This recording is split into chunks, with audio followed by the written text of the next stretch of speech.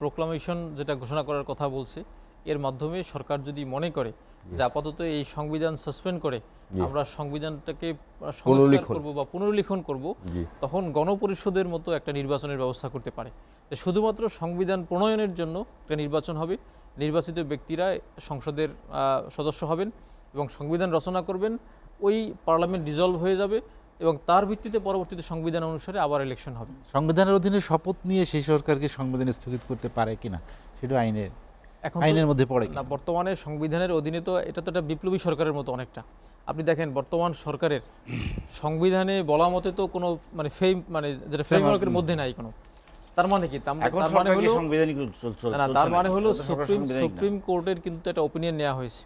Supreme কোর্টের reference নেয়ার পরে এই বিপ্লবী যেই অবস্থাটা বিরাজ করতেছে, এই সময় কি করণীয়, এই সময় লিগ্যাল ফ্রেমওয়ার্কটা কি হবে, এই বিষয়ে কিন্তু আপনি দেখবেন রাষ্ট্রপতি কিন্তু সুপ্রিম কোর্টের একটা রেফারেন্স নিয়েছেন বা মতামত নিয়েছেন। তার ভিত্তিতে নেসেসিটি ফিল করে এই বর্তমান সময়ে পরিস্থিতি নিয়ন্ত্রণের জন্য দেশে তো একটা শাসন ব্যবস্থা থাকা দরকার। এই মুহূর্তে সেই বিষয়টি বিবেচনা করে কিন্তু এই সরকারকে দায়িত্ব দেওয়া হয়েছে। এবং আমরা সবসময় বলি যে এই সরকারের ম্যান্ডেট কিন্তু সমস্ত জনগণ দিয়েছে, বিপ্লব দিয়েছে। একটা বিপ্লবের পরে কিন্তু ইলেকশন, একটা বিপ্লবের পরে গণতন্ত্র কী অবস্থায় আছে এটা কিন্তু দেখে না। ইমিডিয়েটলি রাষ্ট্রকে স্টেবল করার জন্য কিন্তু এই সরকার কিন্তু দায়িত্ব নিয়েছেন। এই সরকারকে আপনি বিপ্লবী সরকারও বলতে পারেন। এই গণ অভ্যুত্থানের পরে গণমানুষের ম্যান্ডেট নিয়ে স্বৈরাচারের অ্যাগেনস্টে একটা সরকার দাঁড়িয়ে গেছে। আপনি আরেকটা বিষয় খেয়াল করবেন, ভাই বলেছেন যে কোনো উন্নতি আমি দেখছি না। আপনি দেখেন শেখ হাসিনার শেষ আমলে আমরা কিন্তু খুবই আতঙ্কিত থাকতাম যে দেশের রিজার্ভ শেষ হয়ে যাচ্ছে।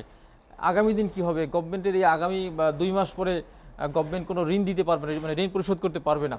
আপনি সেখান থেকে দেখেন ডক্টর ইউনূস স্যার প্রধান উপদেষ্টা হওয়ার পরে সারা বিশ্বে যে বাংলাদেশের মানুষ আছে তারা কিন্তু স্বতঃস্ফূর্তভাবে হুন্ডিকে বাদ দিয়ে ব্যাংকিং চ্যানেলে রেমিটেন্স পাঠিয়েছে, যে কারণে আমাদের অর্থনীতি কিন্তু স্টেবল হয়ে গেছে, আমাদের রিজার্ভ বেড়ে গেছে। আমরা কিন্তু রিজার্ভ নিয়ে এখন শঙ্কিত না। আমাদের রিজার্ভ, ইলেকশন, সংস্কার, আমি তো বলছি যে 90% লোক এগুলো বুঝে না। দেশ শেষ হয়ে যাবে এই অবস্থা কিন্তু এখন নাই। ডক্টর ইউনূস স্যারের সবচেয়ে বড় অবদান, এই সরকারের বড় অবদান হলো রিজার্ভ ঠিক রেখে গভর্নমেন্টের হাসিনার যত ঋণ আছে, অন্যায়ভাবে দুর্নীতির মাধ্যমে যে ঋণগুলো করে তারা লুটপাট করেছে, এই ঋণগুলো এই সরকারের মাথায় বোঝা হিসাবে আসছিল, সেগুলো কিন্তু এই সরকার কিন্তু পরিশোধ করতেছেন এবং রিজার্ভ বাড়িয়েছেন। সুতরাং এই সরকারের উন্নয়ন আপনি যদি খালি চোখে বলেন যে নাই, সেটা কিন্তু না। এই গভর্নমেন্ট স্টেবল আছে, দ্রব্যমূল্য হাসিনা যা রেখে গেছে তার চেয়ে বাড়ে নাই, এইটাই হলো এই সরকারের সফলতা। Double million offer Walton fridge কিনে পেতে পারেন 20 লক্ষ টাকা, রয়েছে কোটি কোটি টাকার নিশ্চিত উপহার। আমাদের তো হওয়া উচিত ছিল 600 টাকা পেঁয়াজ হওয়া উচিত ছিল।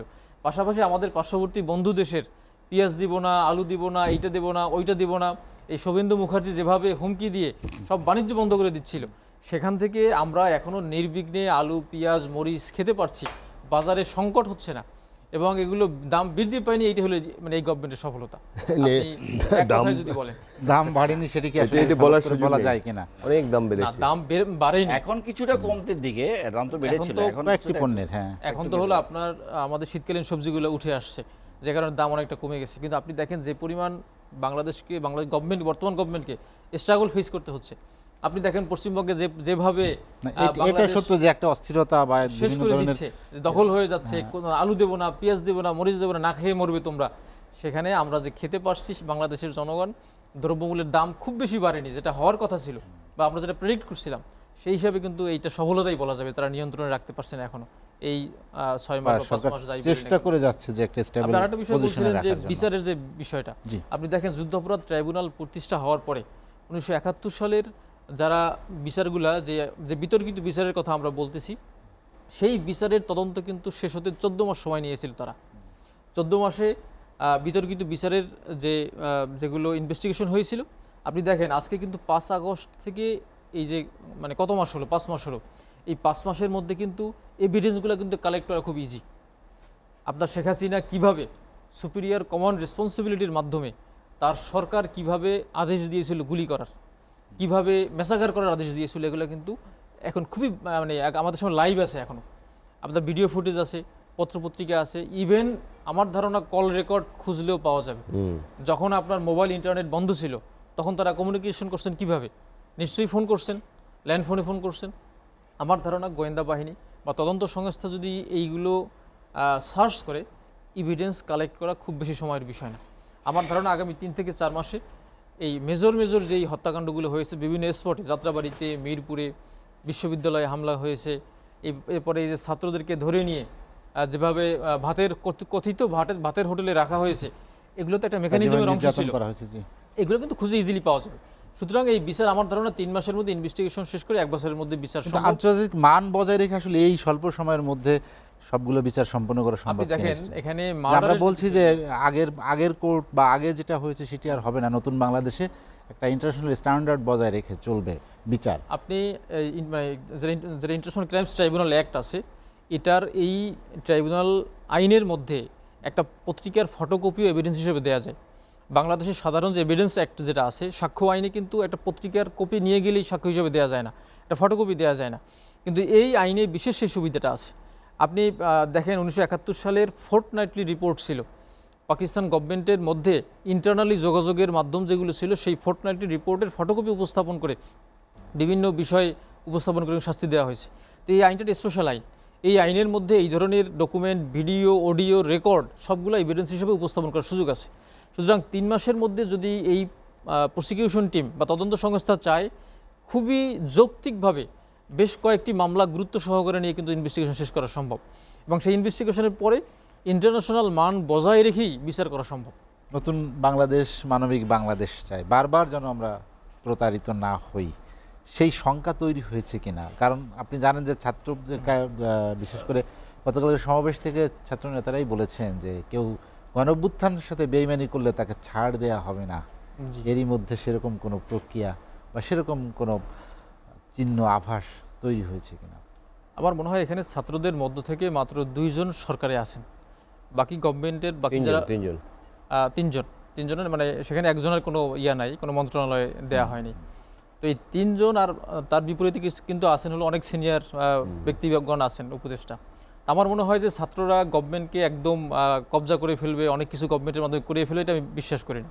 তবে ছাত্ররা যদি মনে করে বাংলাদেশের গণতন্ত্রের জন্য নতুন একটি আইডিয়া বা মানে চিন্তা করা উচিত, বা চিন্তা করার মধ্যে কিছু আসা উচিত, বা ডানপন্থী গণতন্ত্রপন্থী কোনো দল হওয়া উচিত, যদি ছাত্ররা সেটা মনে করে থাকে তো সেটা করতেই পারে তারা। এদেশ তো গণতান্ত্রিক দেশ, যে কোনো কারো ব্যক্তির রাজনৈতিক দল করার ক্ষমতা আছে বা অধিকার আছে। তো সেটা করে যদি বাংলাদেশের নির্বাচনের জন্য যদি একটা পরিবেশ তৈরি হয়, অথবা বাংলাদেশের ভবিষ্যৎ গণতন্ত্রের জন্য কোনো ভালো দল আসলে যদি দেশের ভালো হয়, তাহলে সেটা আসতেই পারে, সেটা তো শঙ্কার কিছু নাই। আর মানুষজন যদি মনে করে এই নতুন দলকে ভোট দিবে তাহলে দিবে, যদি মনে করে না বিএনপিকে ভোট দিবে দিবে, যদি মনে করে জামাতকে বা অন্য দলকে ভোট দিবে সেটা দিতেই পারে, জনগণ সিদ্ধান্ত নেবে। কিন্তু আমরা চাই ভোটটা ফেয়ার হোক, যে দল ভোট পাবে সে যেন ফেয়ার ভোটে হয়ে আসে। আর একটা বিষয় এখানে বলছেন কিছুক্ষণ আগে শহীদ ভাই, সেটা হলো যে নির্বাচন কমিশন এবং দুদক নিয়োগ হয়ে গেছে। আপনি দেখেন আগের আইনের অধীনে যদি দুদকের কমিশনার নিয়োগ দেওয়া না হতো বা চেয়ারম্যান নিয়োগ দেওয়া না হতো, তাহলে একটা সমস্যা আছে। সমস্যা হলো আমরা দুর্নীতির বিচার চাই, কিন্তু এই বিচার করতে গেলে কিন্তু কমিশন লাগে, এই দুর্নীতির মামলা করতে কিন্তু কমিশনের সিদ্ধান্ত লাগে। সুতরাং কমিশনের চেয়ারম্যান নাই, কমিশনের কোনো কমিশনার নাই, তাহলে কিন্তু এই মামলাগুলো প্রসিড করার কোনো সুযোগ নেই। মূলত ওই কারণেই কিন্তু এই সমস্যার সমাধানের জন্য ইমিডিয়েটলি আগের আইনের অধীনে কিন্তু নিয়োগগুলো দেওয়া হয়েছে। পরবর্তীতে আইন সংস্কার করে সেটা যেভাবে আইন আসবে সেভাবে সেটাকে করে নিবে, তারা অ্যাডজাস্ট করে নিবে। নির্বাচন কমিশন এবং নির্বাচন কমিশনের বিষয়টা হলো যে কমিশনের তো কিছু রুটিন ওয়ার্ক থাকে। আপনার ইলেকশনের জন্য এখানে ভোট করতে হয়, মানে প্রত্যেক বছর যারা ভোটার হয় তাদের মানে নতুন ভোটার করতে হয়, আরও অনেক অ্যাডমিনিস্ট্রেটিভ ডিসিশনের বিষয় আছে। যদি সংস্কারের পরে যদি আইন সংশোধন করতে হয়, সেই আইনের অধীনে যদি নির্বাচনের অন্য কোনো কাঠামো তৈরি হয়, তো সেটা সেভাবে হবে।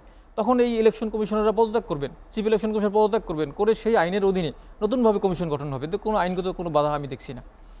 সবচেয়ে শেষ কথা হলো যে আমার মনে হয় যে যেই রক্তের পরে, এত মানুষের রক্তের পরে বাংলাদেশ থেকে ফেসিবাদ দূর হয়েছে, আমার বিশ্বাস 2025 সালে সংস্কারের মাধ্যমে এই বাংলাদেশ পুনর্গঠিত হবে, এই বাংলাদেশ ভালোভাবে বিনির্মাণ হবে, এবং এই তরুণ ছাত্রদের মাধ্যমে এবং তাদের হাতেই আমার মনে হয় সেই বিনির্মাণটা হবে। এবং সেখানে অন্যান্য রাজনৈতিক দল সহযোগিতা করলে এটা তাদের ক্রেডিট হবে যে আমরাও এই ছাত্রদের সাথে, আমরাও তরুণদের সাথে একীভূত হয়ে বাংলাদেশ সংস্কারে অংশগ্রহণ করেছি। এই যে আপনি বললেন যে তরুণদের হাতে নতুন বাংলাদেশ বিনির্মাণ হবে, তারা তো নতুন রাজনৈতিক দল করছে, ভোটের পরে কি তাদের হাতেই তারাই কি দেশ পরিচালনায় যাচ্ছে? দেখেন, তরুণরা যদি রাজনৈতিক দল করার সিদ্ধান্ত নিয়ে থাকে, তো সাংবিধানিকভাবে বা বাংলাদেশের আইনের কাঠামোর মধ্য থেকে এটা তো আইনগতভাবে বাধার কিছু নাই। মানুষের বা জনগণের শঙ্কিত হওয়ার কিছু আমি দেখি না।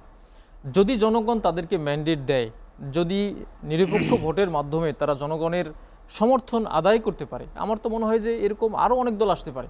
নতুন নতুন অনেক দল হচ্ছে, হোক, সমস্যাকে আমরা সুযোগ দিই, আমরা শত ফুল ফুটতে দিই। আমরা কেন বিএনপি রাজনীতি করতেছে, জামাত রাজনীতি করতেছে, আওয়ামী লীগ তো ফেসিবাদী রাজনীতি করে বিদায় হয়ে গিয়েছে।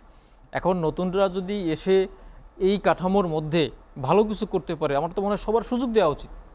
সুযোগ দেওয়া সেখানে এটা কোনো সুযোগ প্রশ্ন দেওয়া না নাই দেওয়ার যে- প্রশ্ন না। নতুন চিন্তা, নতুন রাজনীতি, নতুন বিষয় নিয়ে সামনে যারা এগিয়ে আসবে তারা তাদের পথ তো তারাই তো দেখবে। রাস্তা করে নিবে তারা, তারা রাস্তা করে তাদেরকে তো নেবে। রাস্তা কেউ দিয়ে দিবে না, তাদেরকে স্ট্রাগল আমাদের করেই আসতে হবে, এটা প্রতিহত করবার ইলেকশনের বিষয় মাধ্যমে নাই। আসতে হবে।